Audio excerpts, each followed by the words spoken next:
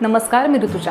या बातमीपत्राला सुरुवात करण्याआधी जर का आपल्याला संपूर्ण कोकणातील आणि मुंबईतील लोकप्रिय JPR चॅनलचं आपलं कोकण हे चॅनल दिसत नसेल तर आजच आपल्या जवळच्या केबल ऑपरेटरशी संपर्क साधा आणि जाहिरातींसाठी सुद्धा खाली दिलेल्या नंबरवरती नक्की संपर्क करा.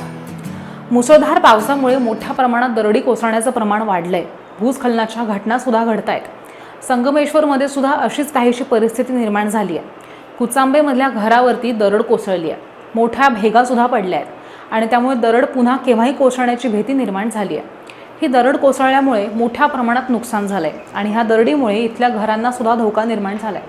त्यामुळे प्रशासनानं संरक्षक भिंत बांधून द्यावी अशी मागणी सुद्धा ग्रामस्थांकडून केली जाते.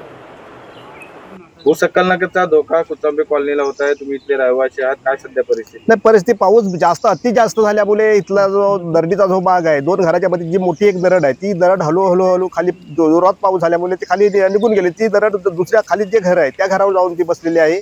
आता शासनाचे काही जे अधिकारी काही येऊन गेलेले आहेत, पण आमचं एकच मागणं आहे की बाबा एकतर आम्हाला त्या घराच्या खाली म्हणजे संरक्षण भिंत बांधून द्यावी, नाही तर कुठेतरी चांगल्या ठिकाणी स्थलांतर करून द्यावं, हीच आमची मागणी. इथं हे आम्ही एकतर ह्या डोंगरात आम्ही इथे घरं बांधलेली आहेत.